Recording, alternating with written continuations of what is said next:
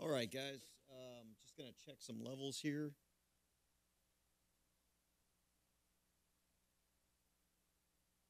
Can you guys? Can y'all hear me? Can y'all hear me?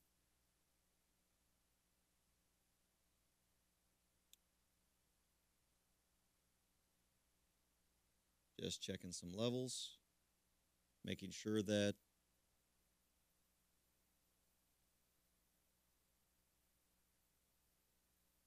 this is gonna be something new. So,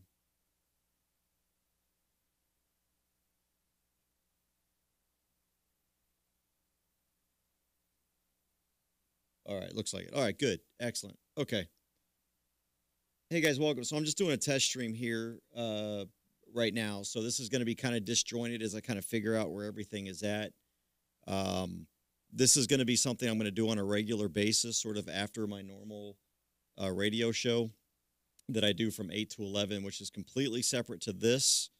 And I'm not sure if I'm going to do it. I'm doing the test on the Open Carry Texas stream because I want to give an Open Carry Texas update as well. I figure if I'm going to do a live stream, it might as well be something worthwhile.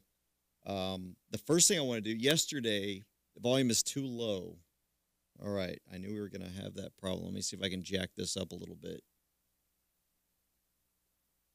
All right, actually, what I'm going to do is let me go to the router and see if I can turn this up a little bit. So I'm going to do a test 1, 2, 3, test 1, 2, 3.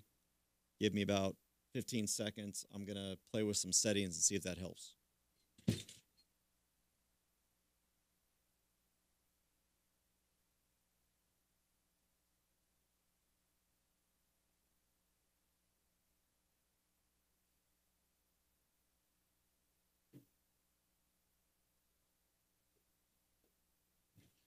All right, testing 1, 2, 3, testing 1, 2, 3. Is that a little bit better for everybody out there? I've got the stream on my laptop next to me, but unfortunately, the stream is about a 10-second. Looks like about a 10-second delay or so.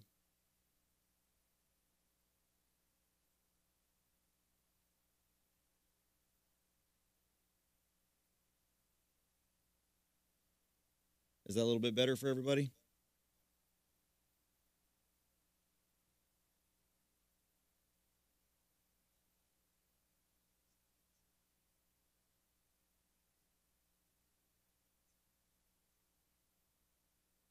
A little better for everybody? Okay. All right, says it's fine. All right, so yesterday we had a hearing in the Department of, or I'm sorry, the Homeland Security and Public Safety Committee. There were two gun bills that were heard yesterday. They were House Bill 238 and House Bill 302.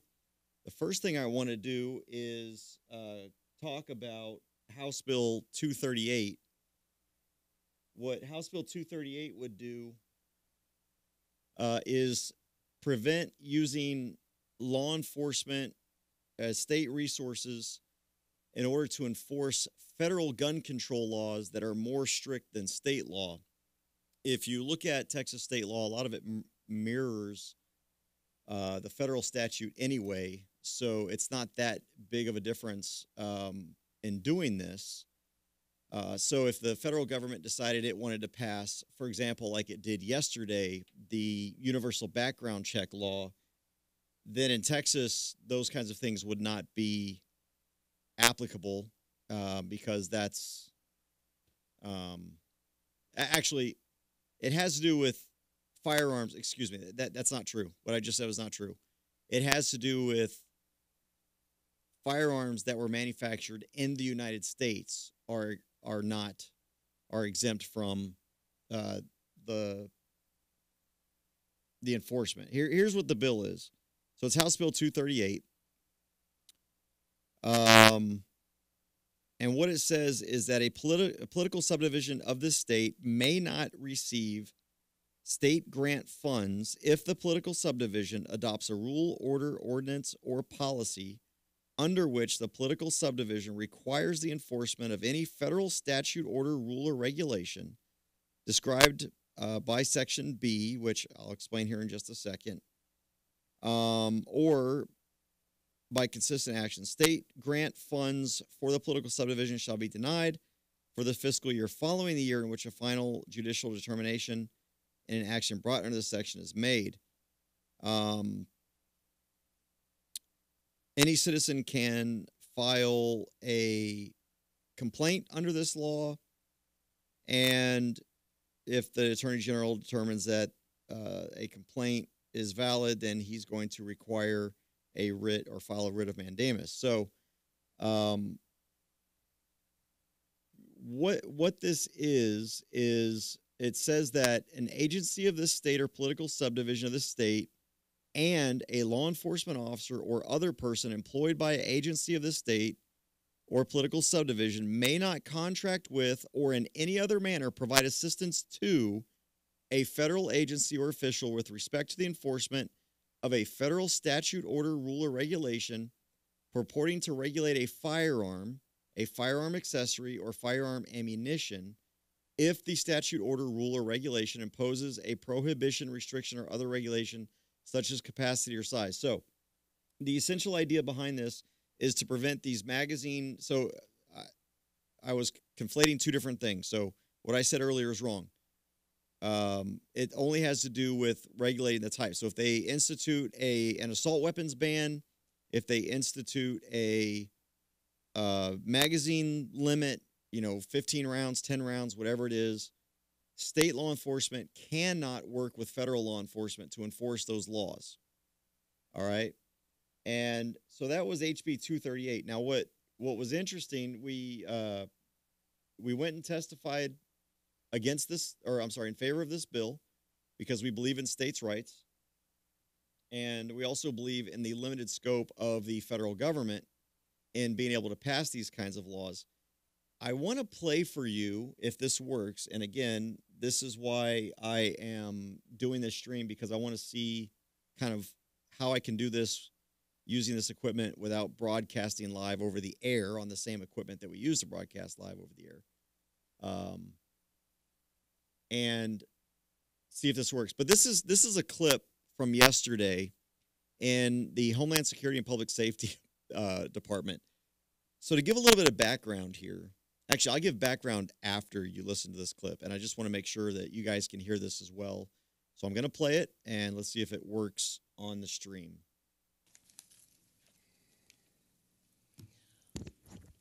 My name is Sandra Crenshaw. I'm actually representing myself as a mental health advocate and a neighborhood association president. I would like to kind of incorporate my testimony regarding mental health, homeland security, and open meetings over two incidents that I experienced here on the state capitol. Miss, and I'm just like to... Now, this is Pancho Narvaez. Pancho Narvaez is the chairman of the Homeland Security and Public Safety Committee in the House. And what I did like about what he did here is for everybody, he was making sure that everyone stayed on point and stayed relevant to House Bill 238. Now, you're going to find this woman goes off on some weird tangents. And I don't know, and nobody knows if she was ever going to make a connection back to 238, but it sure didn't look like it. So this is why this particular testimony yesterday stood out to me. Same one I gave before. It needs to be related to the bill, and so it sounds like that's a... Well, excuse me, let me finish real quick. It seems like it's a breadth of topics that may not have anything to do with this bill. And so I would just caution you, and there's a saying in Spanish, sobre aviso no hay engaño. I'm just telling you right now, if we go off the bill, I'm going to have to shut you down. And so I don't want there to be a misunderstanding, or I don't want you to feel that I'm being rude. I just need to protect the record. Is that fair? Yes, it is, but... Okay. No.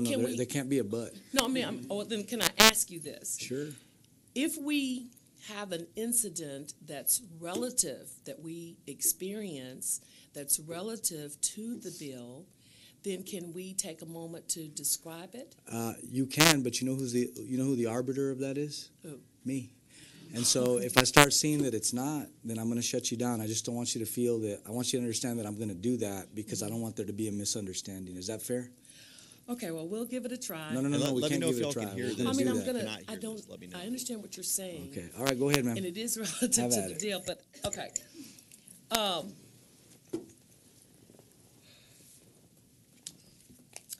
Okay. I don't think she was very prepared. She wanted to go As off. a- You could tell she wanted to go off on a tangent. And when the chair said, "No, we're sticking to the bill at hand," and you're going to see why. I actually remember this woman. Texas Civil War historian, I attended and communicated to the Texas State Preservation Board opposing the removal of the Confederate plaque. Shortly after that, Hold on, miss. I was just trying to describe to No, you I what know, happened. but I can already tell that. And again, I'm just.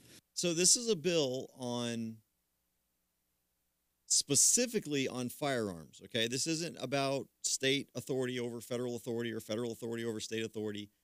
HB 238 is specifically about firearms laws and firearms laws only. She's already started going off on the plaque that was in the Capitol, the Civil War plaque that was put in a few decades ago, whenever. Thankfully, Chairman Navarez is trying to keep her on track. Okay. Something tells me that I'm really good at sensing when something's going to go off in terms of the bill, and I can already sense that it's not. So if you have some testimony related to this bill, I can be here all day to Okay. listen to it. And this bill is trying to coordinate federal law with state law. Well, let's talk about that then.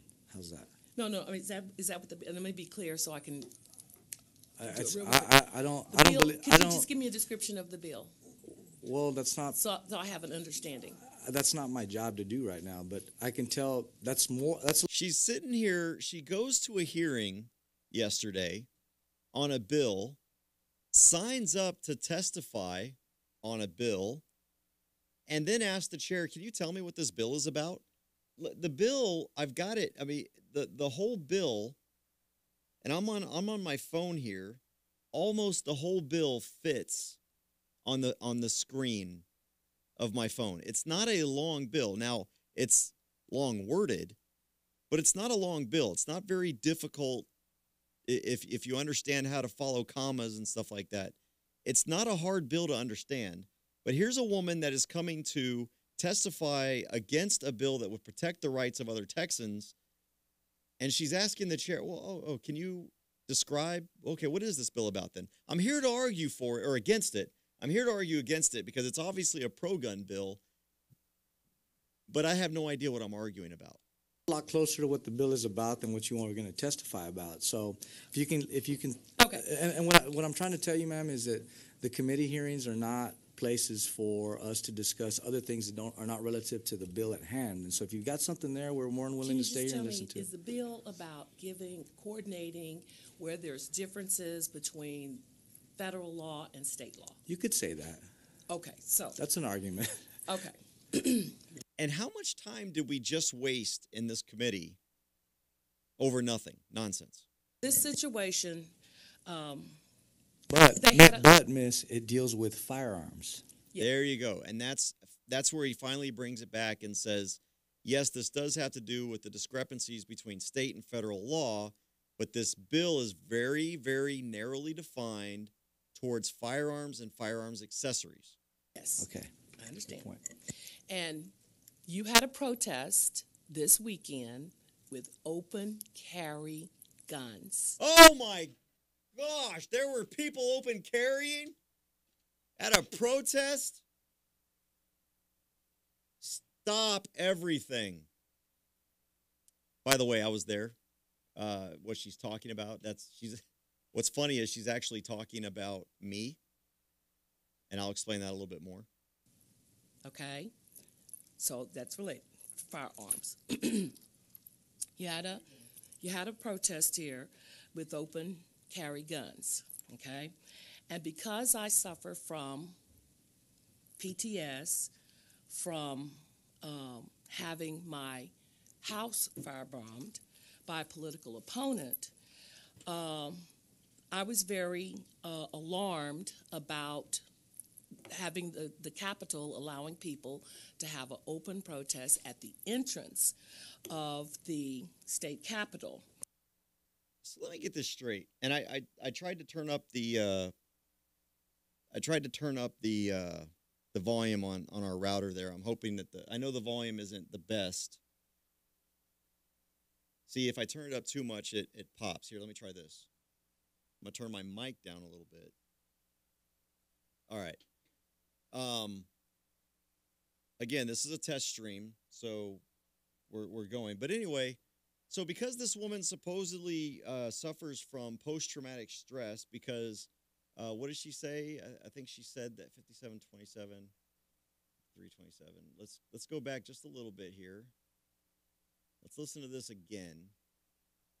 Firearms. You had a protest here with open carry guns, okay? And because I suffer from PTS, from having my house firebombed. So she had her house firebombed, she said. Think about this. Follow the logic here. She had her house firebombed. So now she's got post-traumatic stress seeing firearms in public.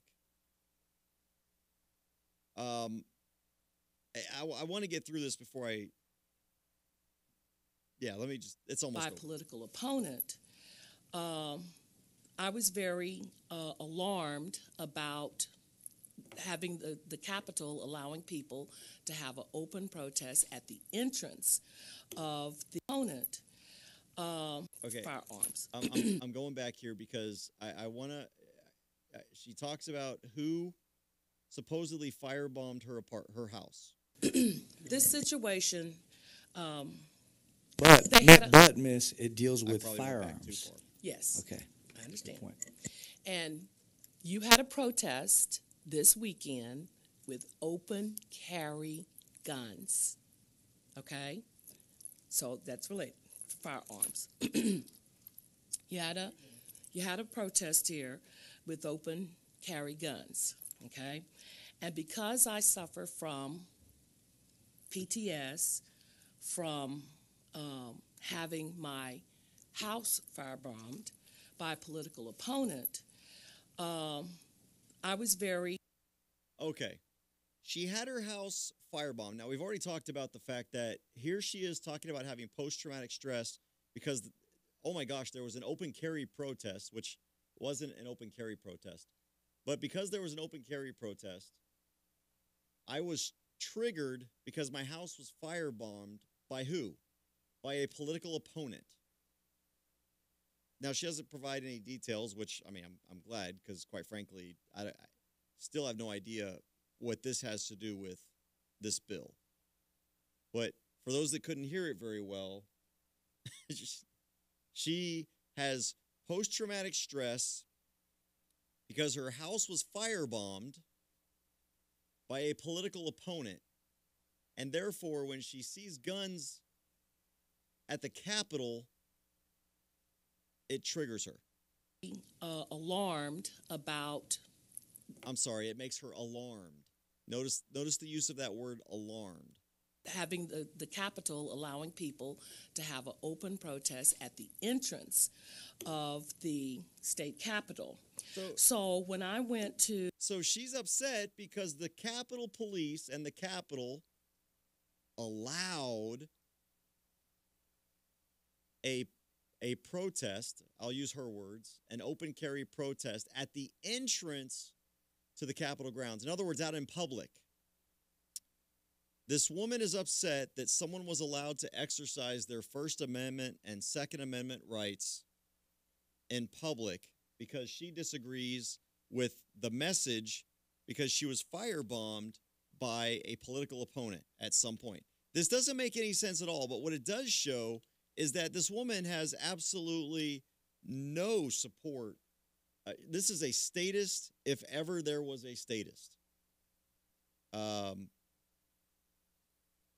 Just listening to her. All right, let's finish this up. It's almost over.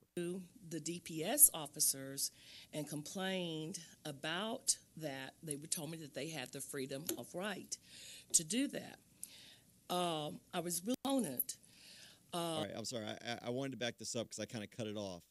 But listen to what she does. I was very alarmed about having the Capitol allowing people to have an open protest at the entrance of the state capitol.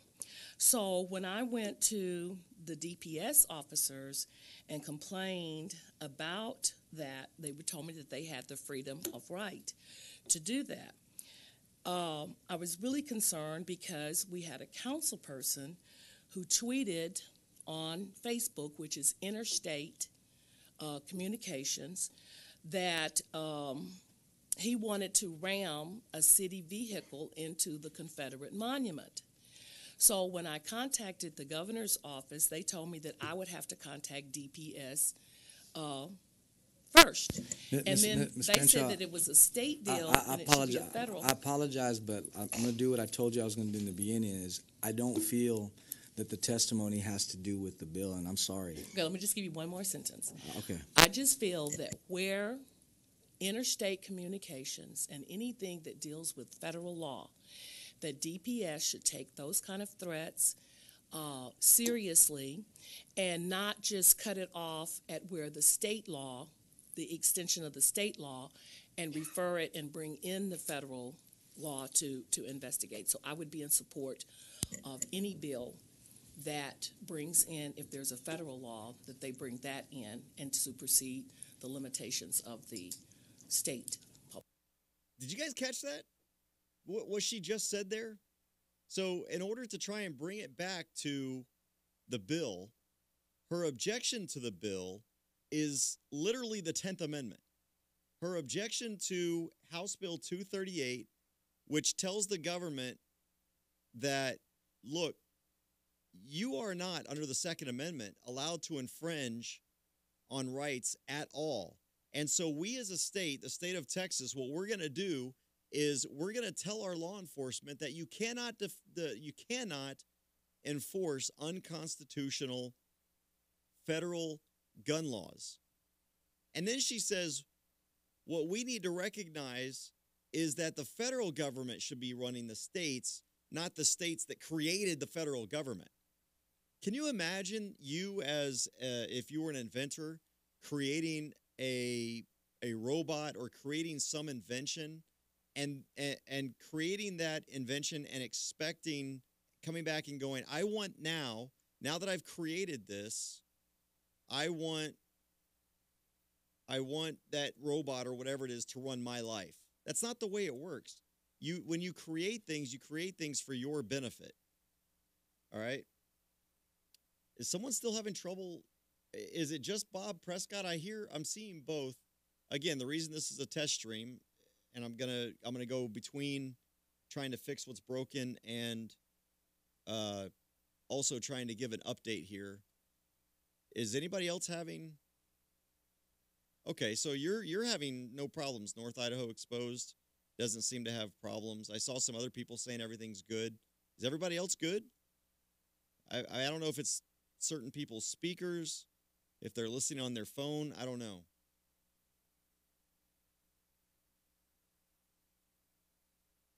All right. Well, anyway. So this woman comes in here and she testifies. I think that's the end of it. Public safety law. I understand. Are there any questions for Ms. Crenshaw? Thank you very much. Okay, yeah, that was the end of her testimony. That's all I wanted to play for you guys. All right, I'm just gonna keep going. I know the volume on the player itself through the House of Representatives website is difficult. Anyway, I've got that volume maxed out. So the problem is that the mic is probably higher.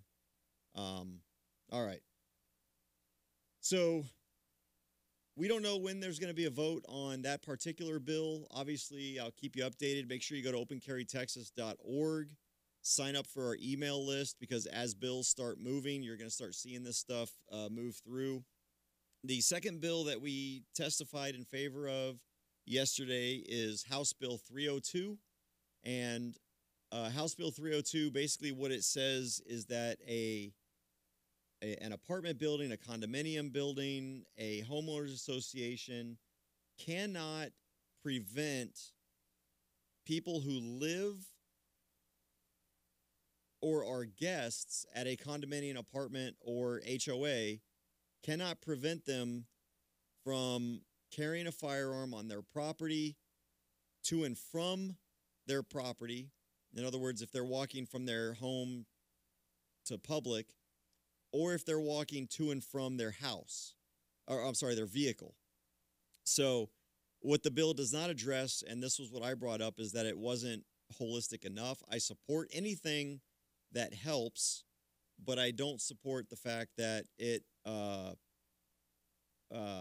didn't go far enough, because what it didn't do was, if, for example, if I wanted to go out and barbecue on my lawn, under this bill, I still would not be protected, and that homeowners association or apartment complex or condominium complex or whatever could still say no open, no concealed carry, whatever. So that's what House Bill 302 did. I heard the only testimony against the bill that I heard was, you guessed it, the lobbyists for the apartment association or whatever they call themselves here. So those were the two bills that happened yesterday. I wanted to bring up those two. I wanted to test the volume. I don't know if this will be a good vehicle to do this, because it's still, some people are having trouble with volume and some people are not. So I think it's fine. Obviously, people were commenting on the video, so they could hear that. It might just be whatever people are listening on. So we'll see. We'll see how it works. There might just be some settings on the board I'm not aware of to try and fix that. But this was really just a test and to give you an update. I'll tell you this as well. One final, John just asked about it, and I was just about to say this. What I will say is that I talked with the chair yesterday, Pancho Navarez. I asked him privately about if 357 and when 357 was going to get a hearing. Now, what he told me was about 2 to 3 weeks. So we all need to be on guard, and we need to pay attention. This is why it's so important that you go to opencarrytexas.org and you sign up for our email lists, because by law or rules, I don't know, I think it's rules, but it might be by law. Either way, it's a rule or a law in the legislature that they have to give 72 hours notice before any hearings. That's only 3 days. So what y'all need to do is be cognizant and be ready in about 2 to 3 weeks to come down to the Capitol and help get House Bill 357 passed. Now, here's what we need. What we don't need is 1 trillion people testifying for the bill. That's not what we need. What we need are 1 trillion people coming to the Capitol and dropping a card or registering in favor of the bill. That's what we do need. We do not need a bunch of people repeating the same thing and testifying. Obviously, if you want to, that's completely up to you. But if at the very least all you can spare is going to Austin on the day of the hearing, before the hearing, because after the hearing it's too late, and registering on the kiosk that you support the bill, and then you can leave if you want to. Or you can stay and testify, or you can stay and listen to testimony. We can hang out. We're working on some things that people can do, especially if you don't want to drive a few hours only to register and then just leave, right? So we're going to have some pretty cool activities and people set up that those of you that come can talk to in the meantime, so that you're not just bored. We're working on a secure, or not secure, but a private Capitol tour will be one of the things that we're going to set up, so that if you come and you register, it's not for nothing. You'll get to see some pretty cool stuff. I get to hear some pretty cool people or whatever. But the timeline that I was given yesterday was 2 to 3 weeks. We're going to get a hearing on House Bill 357. This is important, especially because yesterday, while I was in this hearing, or while I was speaking to the chairman of this about our version of constitutional carry, permitless carry, House Bill 357, Oklahoma governor, while I was on my way home, So while I was there, the Senate passed Oklahoma's constitutional carry bill. While I was on my way home, the governor signed it into law. As of 1 November, every state that borders Texas is an unlicensed carry state, except Texas. What this means is that come 1 November, you can travel from Texas all the way up to Canada, and you don't need a license to carry a handgun. You can travel from Texas all the way to California, and you don't need a license to carry a handgun. You can travel from Texas all the way to the Atlantic Ocean, except for Florida, so you just stay north of Florida. But you can travel from Texas all the way to the Atlantic Ocean, and you don't need a license to carry a handgun. You can go from the Atlantic Ocean to California, and you can actually go from the Atlantic Ocean to the Pacific Ocean if you avoid California, and you kind of go north, without a license to carry a handgun until you get to Texas. That's a problem. I have a problem with that. Y'all should have a problem with that. So their bill takes effect on 1 November. Generally, when the Texas legislature passes a bill and the governor signs it into law, generally those laws go into effect on September 1st. We can still beat Oklahoma to constitutional carry, okay? We can still beat them if we can get the bill passed this session, and if the legislators don't try to change the dating on it like they did with open carry, making it 1 January instead of 1 September. So we can still beat the state of Oklahoma to our north, our brothers to the north, and pass constitutional or get constitutional carry quicker than they are. But as a Texan, I find it extremely offensive that there are 37 now, Oklahoma's the 37th, 37 states that do not require a license to carry a firearm at all. We are one of only 13 states that require a license to carry a firearm. Now, 20 of those states are licensed concealed carry, but unlicensed open carry. But now we're up to 17 states that don't require a license to carry openly or concealed. Now, I know you hear the number 15. CJ, where are you getting this 17 number from? Depending on who you talk to, some states don't recognize, for example, New Mexico. In New Mexico, you can carry a handgun without a license as long as that handgun is unloaded and there's no magazine in the weapon. So there are some quirks to what unlicensed carry means. If you want to take out those sort of oddities, then there are really only 15. And but if you add in like Montana, it is unlicensed open carry as long as you're outside of city limits. So it's unlicensed carry on 95% of the property, 95% of Montana, but 95% of the people in Montana need to have a license because they live within the city limits. So when I say 17 and you hear 15, that's where those other two states come in that I'm adding in there. So there is no reason why the state of Texas requires a government permission slip to exercise their Second Amendment rights.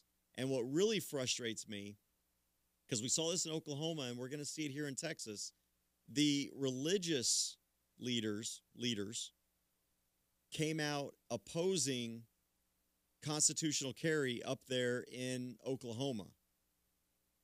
So they're using their First Amendment rights to infringe on the Second Amendment rights. If I were a legislature, if it was Representative C.J. Grisham, you know what I would do? I would have an amendment ready that if any religious leaders came to the Capitol to testify against unlicensed carry, I would file an amendment immediately, say, you know what, okay, I'll fix this. You know what, licensing a right, since you support the licensing of a right, will you support me in this amendment that I have prepared right here to this unlicensed carry bill for firearms? Will you support this amendment that requires a license for anyone to attend your church? How many of those religious leaders you think are going to support that? They're all fine about, or here's another amendment that would require you, before you come up here to testify and use your First Amendment right to redress government, you have to get a license before you can testify here at this hearing. You have to get a license before you can come and talk to me as your representative. You have to get a license before you can write a letter to the editor. You have to get a license before you create a social media account. You have to get a license before you go out and hold a sign in protest. I guarantee you that these very same religious leaders would not support that. But yet these religious leaders are, and they're liberals. They're not religious leaders because Christ said if you don't have a sword, sell your cloak and buy one. When Christ went into the temple and he saw the money makers, the temple being bastardized with people selling goods, what did he do? He didn't just say, oh, that's terrible. No, he overturned the tables. He went ballistic. He got violent. All right? So for these religious leaders to assume that firearms are bad, that the right of self-defense is bad, is wrong. And just like North Idaho Exposed just said in the comments there, no one has authority over anyone else. No one does. My rights end where yours begin, and your rights end where mine begins. No one right. Yeah, there you go. Sell your cloak, get a license, and buy a sword. They didn't say that. Definitely didn't say that. All right, guys. That's your update. Go to opencarrytexas.org, opencarrytexas.org. Click on the bill tracking link. There are actually a whole lot more bills that we're still adding to our tracking list. But click on bill tracking tab. That's a list and links to every bill that would affect your right to keep and bear arms here in Texas. All right, some people are asking really quick, and I'll end this. Some people are asking about the national thing. As you may have known, the House yesterday passed the universal background check bill. They are working on an assault weapons bill, a magazine capacity limit bill, and they're also working on the red flag bill. I guarantee you those things are going to pass. But they're not going to pass the Senate, and President Trump has promised not to, or that he will veto those bills. So they're not going to go anywhere. But ladies and gentlemen, this is why voting is so important. If you want to know what the future of gun control is, you see it right now in the House. You see it. Their agenda right now is to completely strip you of your rights because right now they're claiming gun violence because that's what they think they can use to push their agenda is gun violence. And yet the idiot class in Congress and the idiot class in their supporters don't go and look and recognize that the people who are using firearms to commit this violence are not buying their guns legally. Yes, some are, but it's a small subset.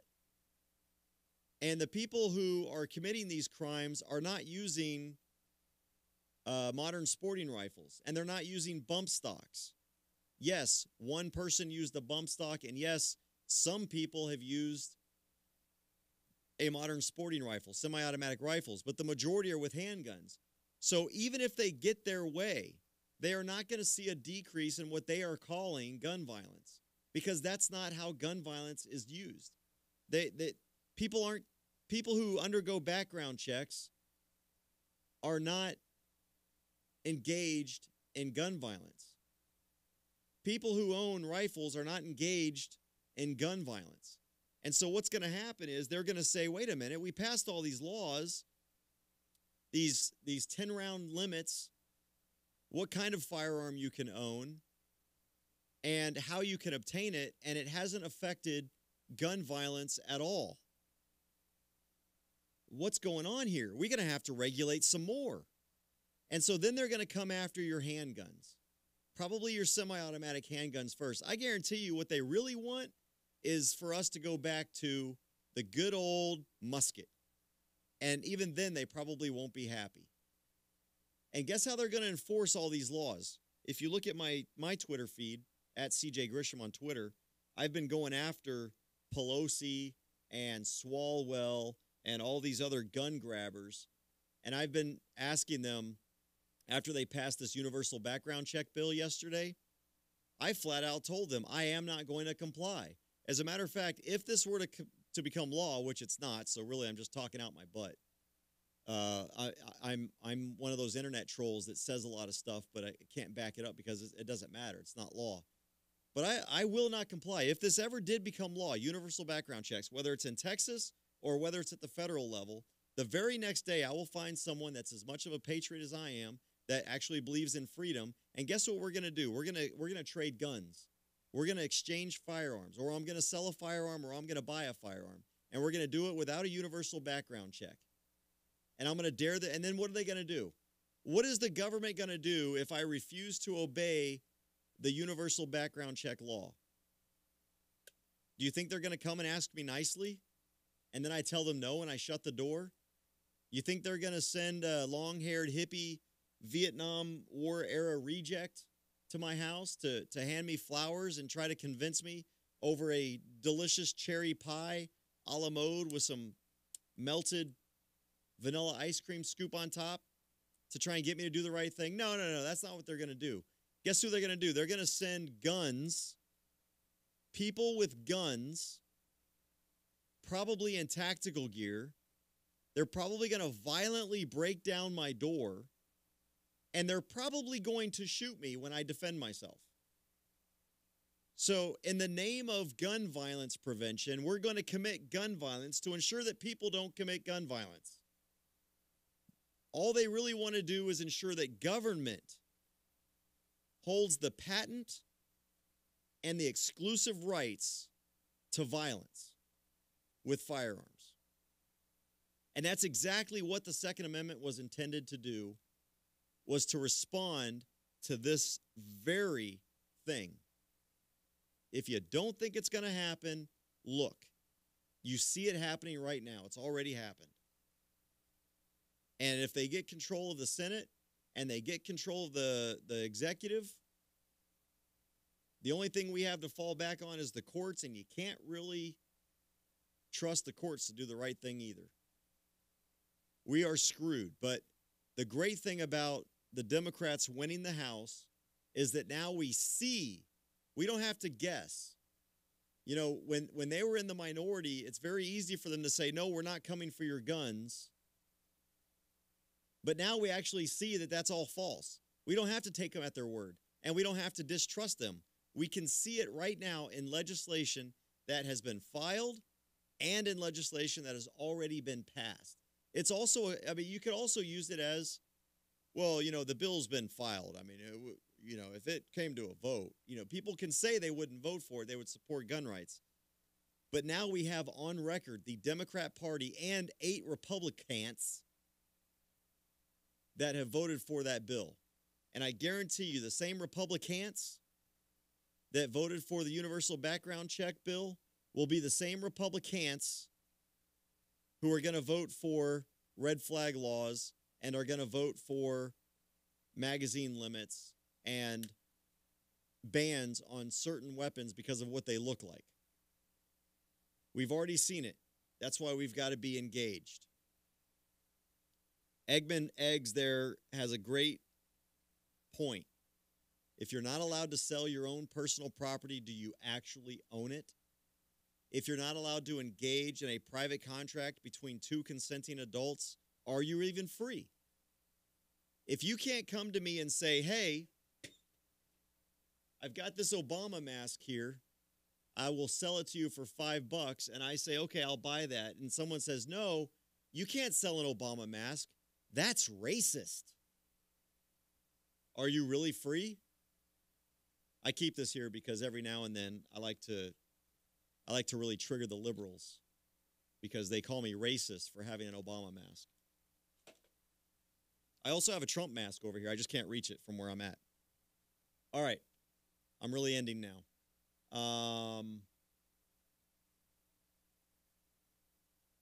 I guess we've got some sound issues we've got to work out. I'm going to do these somewhat regularly. Make sure you subscribe to this channel. And make sure you click on the notification bell so that you are made aware of when this goes live.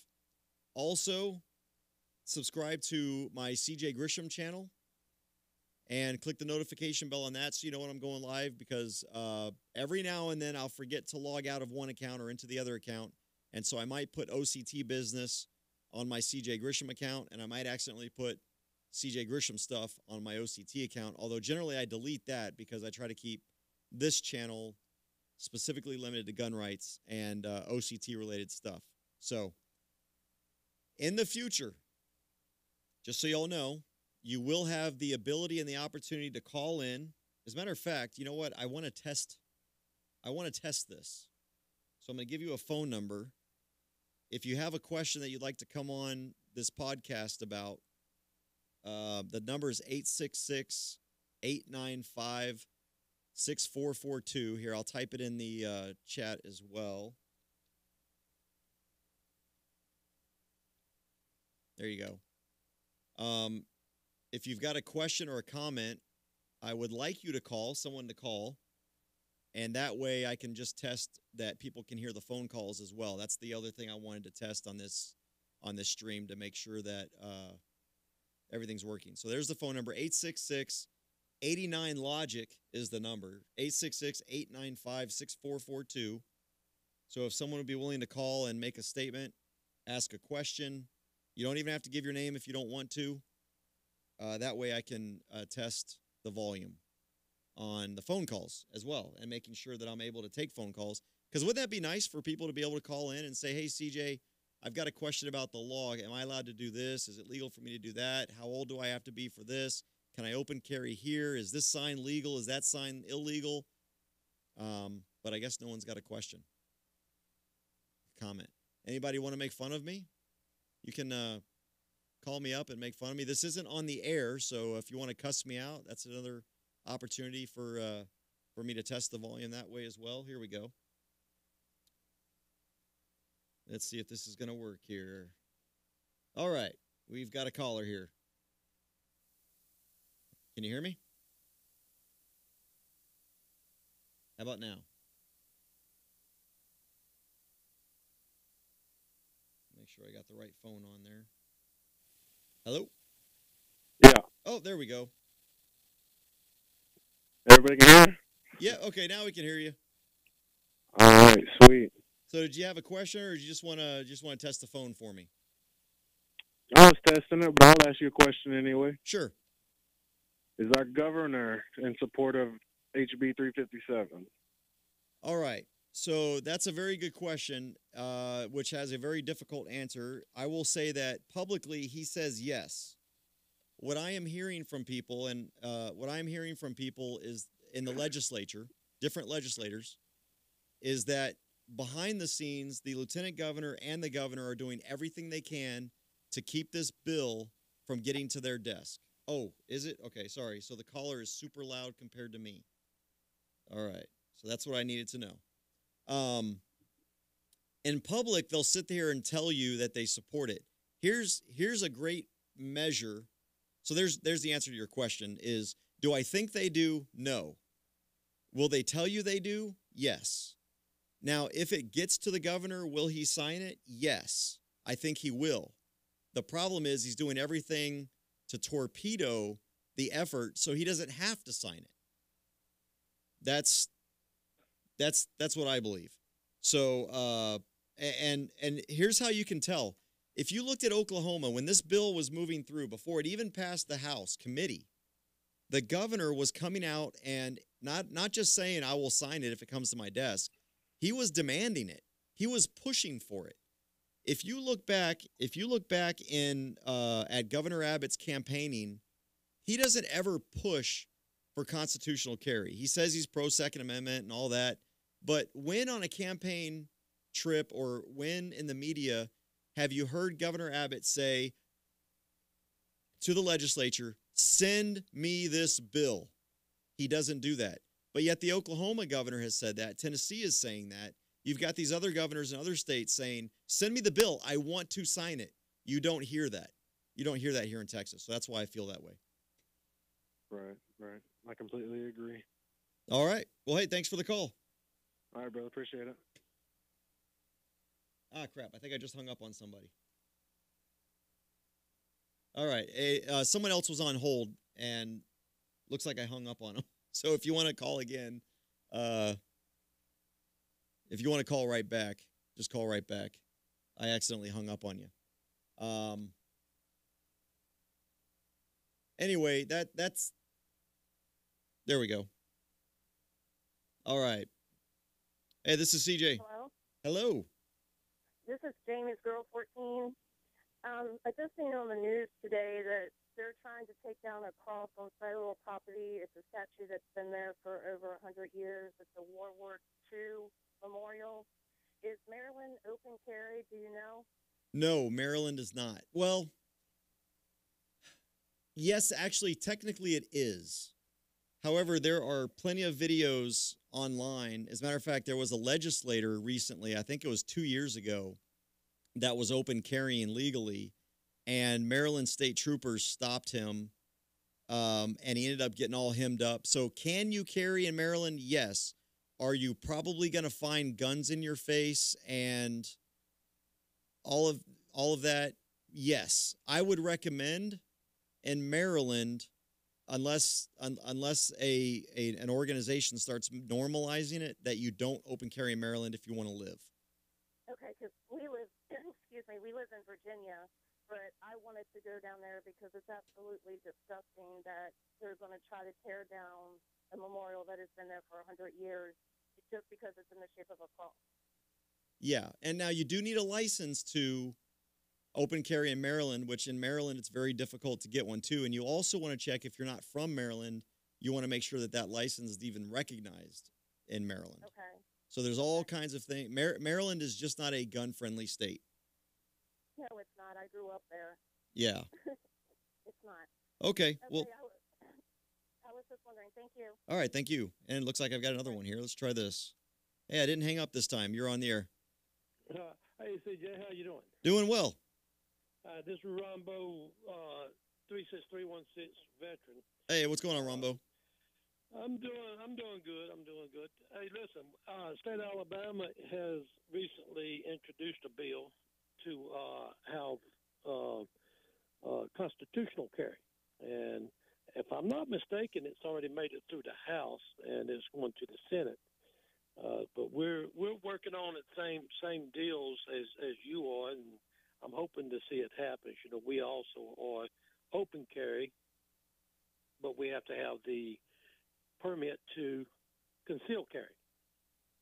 Yeah, and I was actually up there. Okay, I got to turn up the collar a tad. They're saying I was actually you was about 30 miles from me. Yeah, up in Jasper. Right. But I was sick that day and couldn't make it myself. Yeah, and so I got to actually speak to your the senator and the representative who are working on that bill, and I explained to them, because you guys are hearing a lot of the same arguments about different things. As a matter of fact, for those of you that are listening in Texas here, in Alabama, unlike Texas, you need a license even to carry in your vehicle. Exactly. And in Texas, you don't need a license at all. So what's weird is we actually have a form of constitutional carry in Texas, but it only exists on your personal property. It only exists in your vehicle, and if it's concealed in your vehicle. So you can't open carry in your vehicle unless you've got a license, or if you're carrying a rifle. You can open or conceal carry a rifle all day long. And in Alabama, you can't do that. And so I was talking to your representatives, and I explained to them, hey, we've had these arguments already from law enforcement, from the left, from the gun grabbers, and I can give you stats and numbers. So they've got my personal number. I've got their number, and they're going to be in touch when that bill starts moving its way through. It hasn't. Now, from my understanding, is the bill has not passed either chamber yet in Alabama. It may not have. It may have been the committee that it passed. Maybe what I was thinking about. Yeah. So yeah, I know, because I'm following that one very closely. There are several states right now that, for example, Tennessee, that are moving a lot quicker towards constitutional carry than we are. I think there's 5 states that have filed constitutional carry bills or permitless carry bills, and 3 of those stand a very good chance of passing. Exactly. And let me ask you if you know this. Do you know who your who the biggest opponents to that bill is? I cannot think of the names right off the top of my head. You don't even have to guess a name. You can guess a group of people. Oh, I know who it is. It's the communist in the Democratic Party. Believe it or not, no. I mean, the biggest opponents to your constitutional carry bill are law enforcement right now. Now, there's exceptions. Oh yeah. That, of course they are. But see, it's the biggest right now is not all the police out there. It's the sheriff department. Yeah. And why? Exactly. Why? It's because they will lose millions in fees that they charge to have a permit. Yep. Because it's people money. That's not going to travel outside of the state will not be wanting a permit, so therefore they're going to lose all of those permit funds. And you know what's funny is the governor of Oklahoma at the signing ceremony yesterday was asked about that issue about permits and money. And I loved the governor's response. And again, this is something you're not going to hear. I know you're in Alabama, but this is something you're not going to hear here in Texas from Governor Abbott. What essentially, and I'm going to paraphrase, he said that, yes, we are going to lose money from getting rid of the permits, but this is about a constitutional right, not money. We will find some way to make it up. Well, why are we making it up anyway? Where was that money going? What was it funding? It was probably funding the licensing process to begin with up in Oklahoma. Now you don't have to fund the licensing process. Exactly. So, you know, and I'll tell you. Still here, way it's written, you'll still be able to buy a permit in case you're wanting to go to states that honor the permits. Yeah. And when I was in Alabama, you didn't hear this. Alabama has a special place in my heart because I owned a house there up in Huntsville for a little while. And I got my first government permission slip and bought my first handgun up in Huntsville, Alabama. That's why I bought my first handgun. And this is pistol and pond. And this is what's going to piss off Texans, because we just last session got our license reduced from $140 to just $40. Well, I say just $40.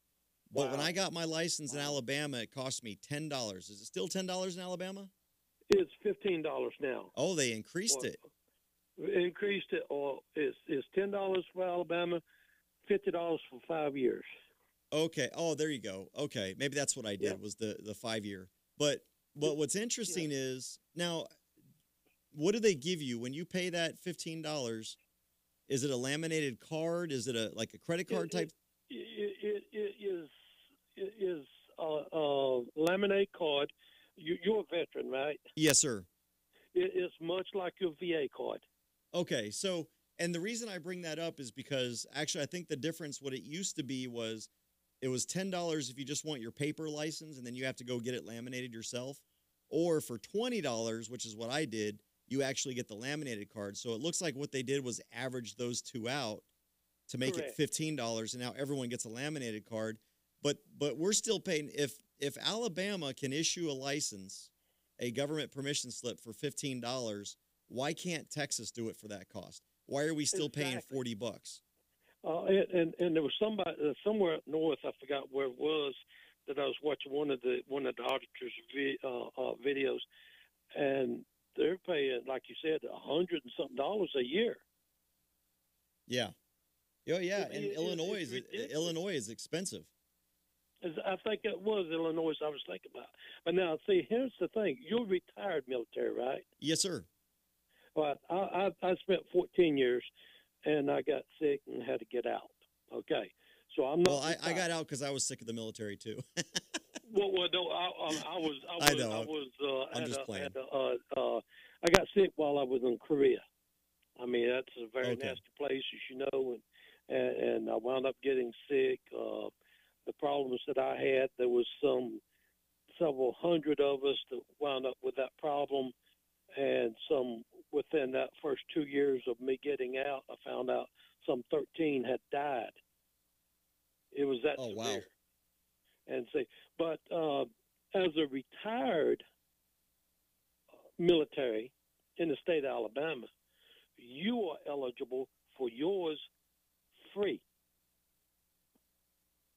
And I think in Texas, it's only for veterans. I believe it's only $27 as well. I no longer have a Texas license out of protest. I don't know think you got it from somewhere else. Yeah, I got it from another state, and so I actually pay more for my license in another state, but I do it out of protest because I shouldn't have to have a government permission slip in my state. And Liberty for All is right, the Oklahoma bill, and actually none of these bills that, when we talk about constitutional carry states, I think probably the closest that it comes to is Vermont. When you talk about constitutional carry, is probably Vermont and Alaska. And perhaps we probably as a movement need to start going to permitless carry as opposed to constitutional carry, because the Constitution doesn't say shall not be infringed except in a bar or except here or except there. So it's really not constitutional carry because of all that. So Liberty for All is absolutely right about that. I know it's just a word that we use. It's what we try to call it. And we probably as a movement need to get away from using those words because it is a bit confusing. Exactly. And I think with that, we could still wind up with certain law enforcement depriving of rights.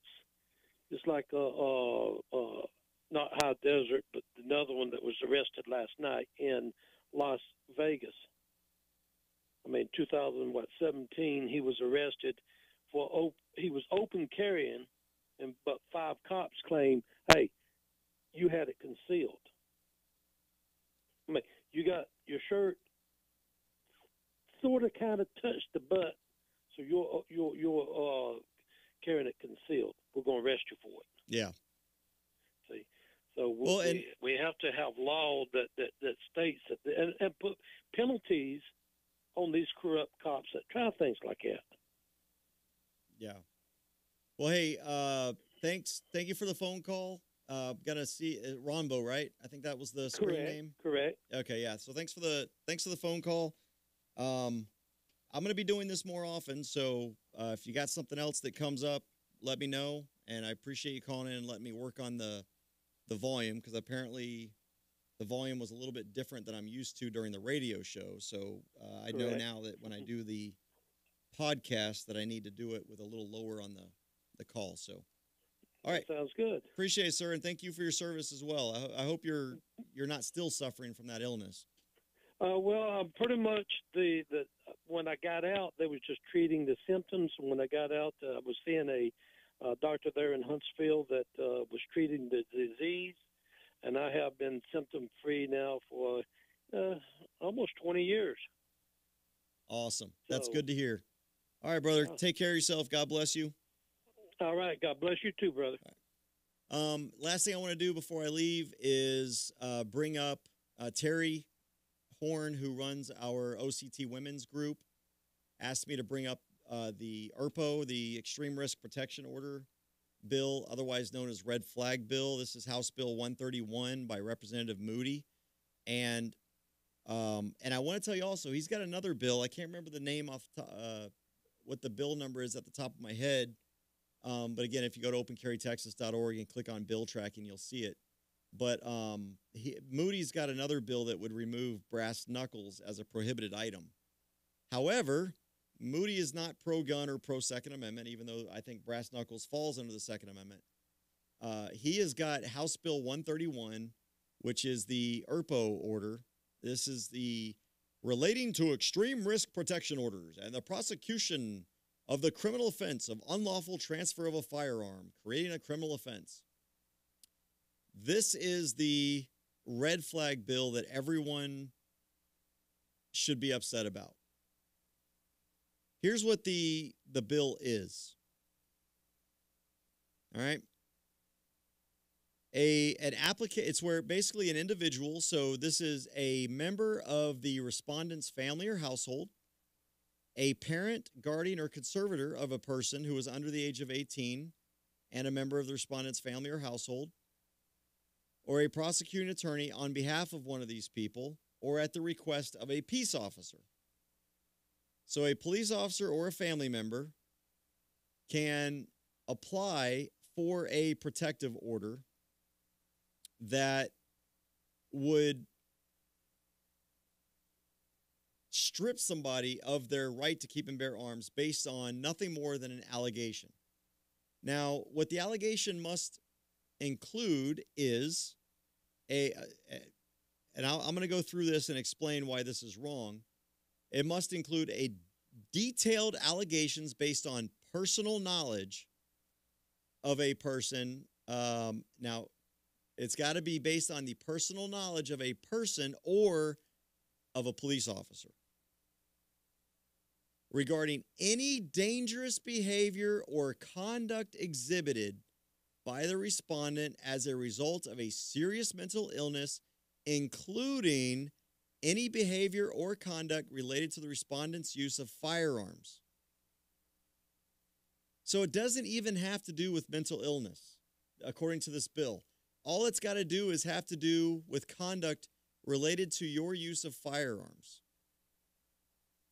That's what it says. I'll read this verbatim, even with all the nonsense wording. An application must include detailed allegations based on personal knowledge of a person described by subsection A1 or 2, which is a family member, or of a peace officer regarding any dangerous behavior or conduct exhibited by the respondent. Dangerous behavior or conduct exhibited by the respondent as a result of a serious mental illness, including any behavior or conduct related to the respondent's use of a firearm. What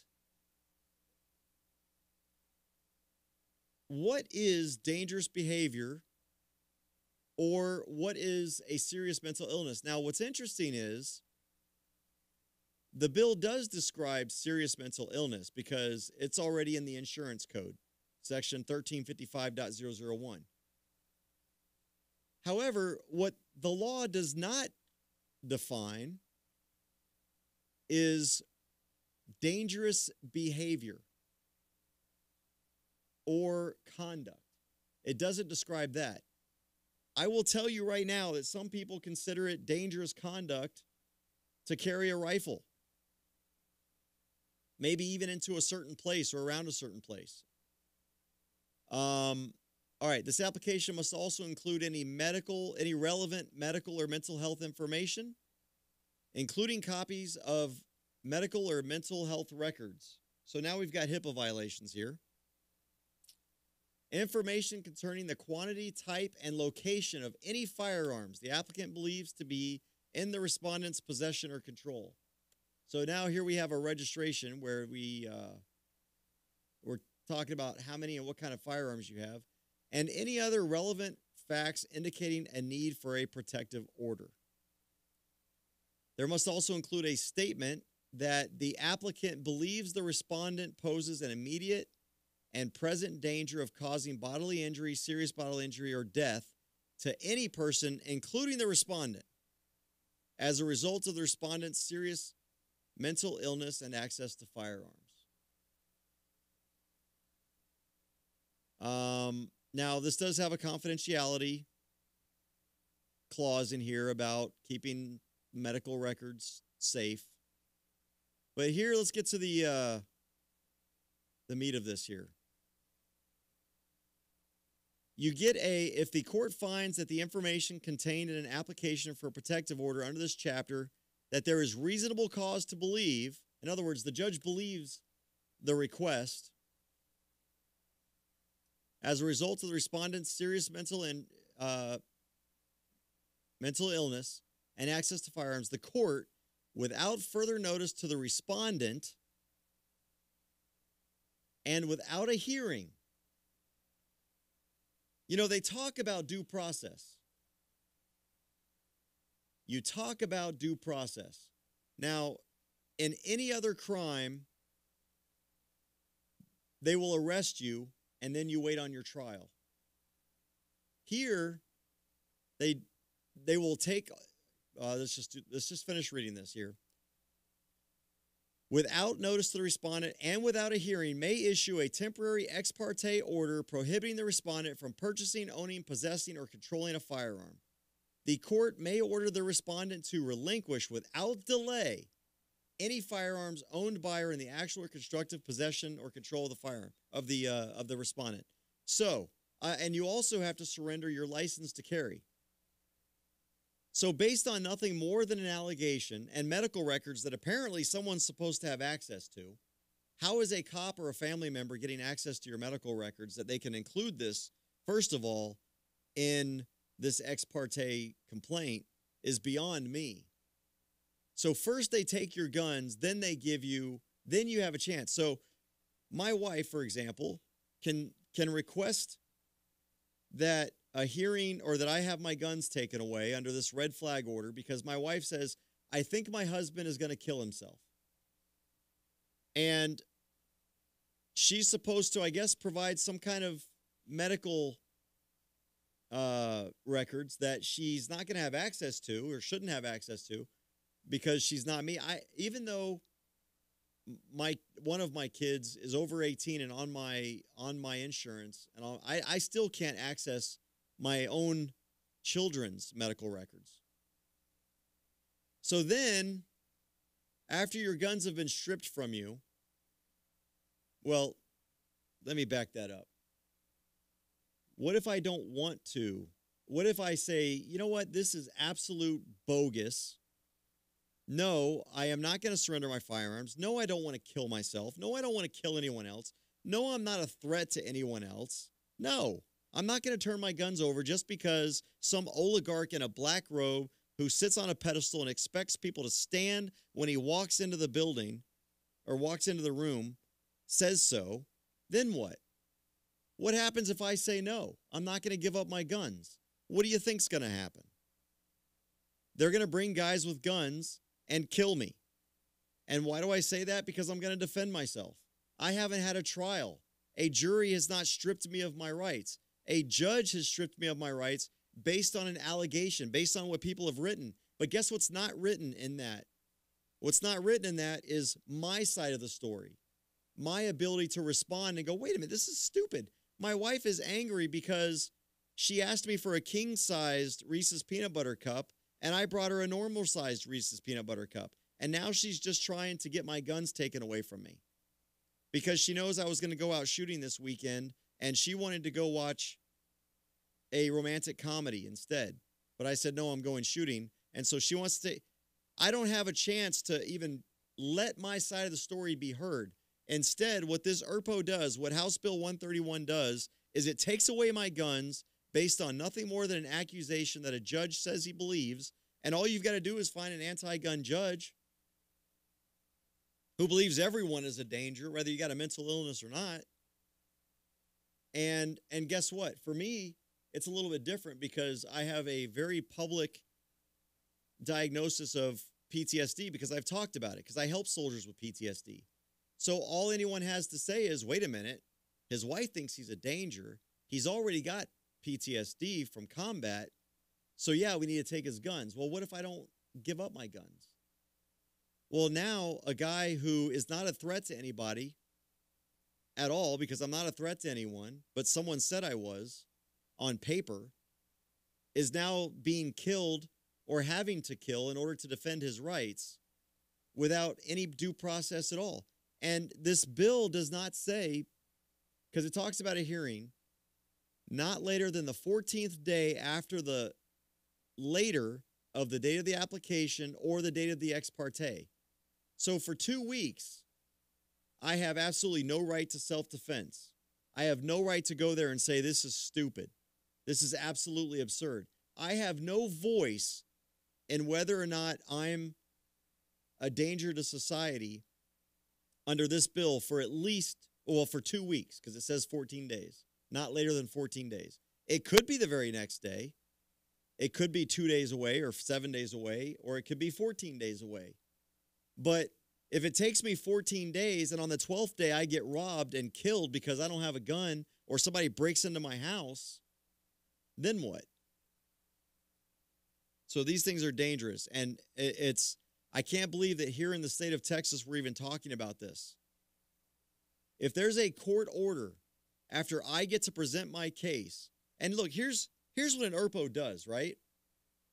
Let's say CJ has threatened to burn down his house and kill everyone in it, right? So CJ says, I'm going to burn down the house and everyone in it. And there is an extreme risk protection order that's in place, a law. So guess what happens? The law comes, and I'm holding gasoline and a match. So what the government's going to do is they're going to come and they're going to take my match probably, or my gasoline, who knows? They might take one, they might take both. But they've still left me, a guy who wants to burn down a house, out in public. Someone who the court is saying I'm a danger. So if I'm a danger, why am I being allowed around things that can still allow me to burn down a house? If I'm a danger to people, why am I still in public? This is why the threshold of probable cause is so high to arrest somebody. You have to have probable cause to strip someone of their liberty. So if you don't have enough probable cause to take an alleged dangerous person off of the streets, why do you have probable cause to take away their firearms? If they're not such a danger that they can be left in public to hurt people, why are they such a danger that you can take away their guns? It makes absolutely no sense whatsoever. So it's essentially you're taking away the matches but leaving the gasoline, or you're taking the gasoline but leaving the matches. If someone is legitimately a threat to society, why are you going to leave that person in society? I'll tell you why. Because there's not enough probable cause to strip them of their liberty. So if there's not enough probable cause to strip somebody of their liberty and put them in a mental health facility, why is it okay for that same person to take away any firearms they have? It makes absolutely no sense. This is why I oppose, and we all oppose, red flag laws, because all they are is convictions on hearsay until proven otherwise. Once you have stripped me of my rights, because it's not just my right to keep and bear arms, it's due process as well. So I will not comply. No one else will comply. And really all this is going to do is going to create more incidents like we had in Houston. It's going to create more incidents like we had in Waco. Did I see that somewhere? Oh, there we go. Yeah, Texas Patriot mentioned like Waco. What happened with Waco? Instead of just taking the guy off the street that was the problem, and I'm talking about the Branch Davidian issue, instead of just grabbing the guy off the street and removing him from the volatile situation and investigating because this guy's a danger, what did they do? They tried to go in and take all the guns instead and take him. So what happened with that? How many children were killed? 21, 17, something like that? 17 kids were murdered. In Houston, we just had 2 people murdered because they went in after an object, which was drugs and guns, which they never found the gun that was supposedly in there, instead of just taking the people out in public. Because I guarantee you what this ERPO thing is going to do is it's going to cause the death or injury to both private citizens and law enforcement, because there are plenty of people here in Texas that are going to defend themselves if someone comes crashing through their door. And I don't care if you shout police as you break down my door. If you want to say, this is the police, please come out with your hands up, that's a little bit different. But if you break down my door, I am shooting. If you come to take my guns without a conviction, I am shooting. I don't want to do that. I'm not looking forward to doing that. But if you want to take me to court, I'll go to court. I'll plead my case. And if I lose my case, then I will accept the consequences of whatever happened there. But red flag laws are going to do nothing but cause more violence, not less violence. Because what's going to happen is ERPOs are going to create state-sponsored violence in defense of violence that doesn't exist or might exist. Now we're in 1984 territory. All right. I've gone on way longer than I meant to in this test. It was actually just supposed to be a test, not a dissertation on the law. But it was a good conversation, right? I hope everyone enjoyed it.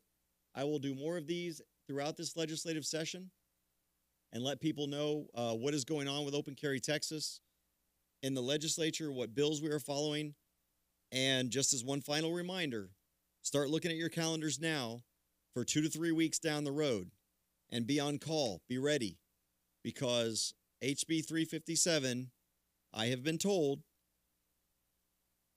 by the chairman that in about 2 to 3 weeks, we will get a hearing. Okay?